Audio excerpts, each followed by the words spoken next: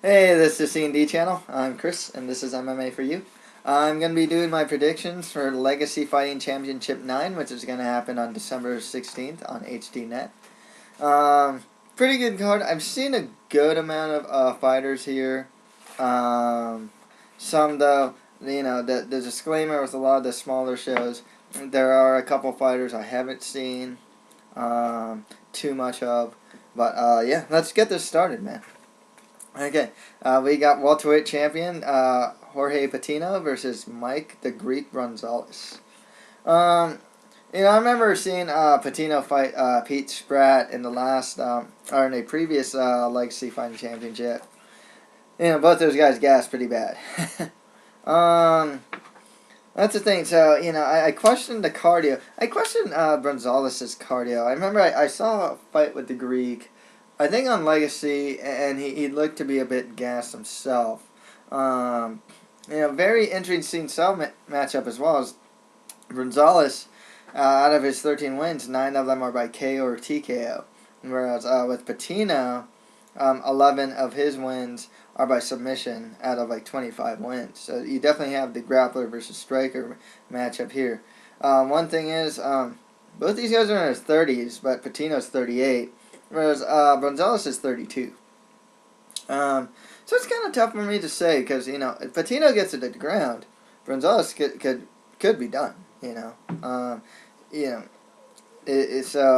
the more it stays standing, I'd favor Bronzoulis here. Seeing Patino's cardio issues in the past, though, I'm going to go with Bronzoulis here.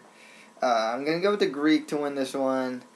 But it's that style matchup. Like I said, Patino gets to the ground, the Greek can be done. If not, if it stays standing, I favor Bronzoulis. I think he'll be able to keep it standing. Patino doesn't have like the greatest shot or anything like that, and the cardio stuff too. I have those two against him. Standoff's just. It's just alright. So, yeah, I'm going to go with Bronzoulis to win this one. Okay, next fight after that. And by the way, I'm just going to do the main card fights, not the prelim fights for this. So, next fight after that, we have Larry Crowe versus Jeff Rexroad. Larry Crowe's taking this fight on short notice, actually, if I'm not mistaken. In his last fight, he had a really cool head kick, KO of Isaac Villanueva. Crowe is coming off a 4-fight win streak. So he's doing pretty well for himself. With Rexroad, though, he's coming off a 3-fight win streak. But he has more of a Brazilian Jiu-Jitsu base. He's also really tall, too. So I believe he's 6'3". So I'm going to go with Rexroad to win this one. I think he can get the fight to the ground. It's kind of funny because, in the main event, I'm picking against the Brazilian Jiu-Jitsu guy with the Brazilian Jiu-Jitsu base, but this one, I'm going to pick the guy with the Brazilian Jiu-Jitsu base. So, I'll go with Jeff Rexroad to win this one. Okay, next fight after that, we have Steven Garcia versus Cody Williams. Garcia's pretty good. His stam's good. His base is in boxing and Muay Thai. 7-5 record, I haven't seen too much from him, though. He's coming off a 2-fight losing streak. I have a rule where I generally don't pick the guy coming off the losing streak. But Cody Williams, he's only 2-0. Still relatively, he is a new fighter, both of them are finishes, so he's never been to decision yet. But, I'll go with the undefeated Cody Williams to win this one. Okay, next fight after that is a non-title fight as the champion Daniel Pineda is going to fight Gilbert Jiminez. I'll go with Pineda to win this one, actually. It's funny because most of his wins are by submission, but most of his losses are also by submission. He's still relatively young, only 26 years old. He's coming off a 4-fight win streak. Whereas Jiminez, he's 26 years old. Doesn't have as many fights as Pineda. He only has like 9 fights, whereas Pineda has like 21. So I'll go Daniel Pineda to win this one. It's a non-title fight as well. I don't think it's going to 5 rounds. Okay, next fight after that we have Antonio Flores versus John Harris.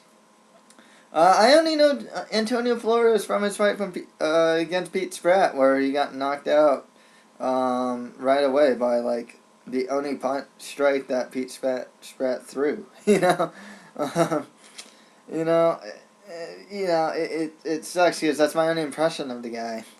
But John Harris, I mean, John Harris doesn't like too great or anything. It's a 3-1 record. You know, no submission victories. He has 2 like KO or TKO victories, and then 1 decision. Pick him fight for me. Don't know too much about either of these guys. I saw Antonio Flores get beat up by Pete Spratt, so I'll go with John Harris to win this one. Okay, and finally we have Rakim Cleveland versus Derrick Lewis. This is actually a rematch with Rakim. He has a 2-1 record. His only loss is to Derrick Lewis, actually. Derrick Lewis, you know, he has a 5-2 record. A lot more fights. A lot of his wins are by KO or TKO. And his only losses are to some pretty solid competition. Sean Jordan, who's in Strikeforce, who's coming off a big win over LeVar Johnson. And Tony Johnson Jr., who's actually he's actually a heavyweight prospect himself. You know, I think Derrick Lewis is going to win this one. So yeah, that's pretty much it for my predictions for Legacy Fighting Championship 9. If you have any comments, just leave them below. And that's it for MMA for you. Thank you very much. Yep.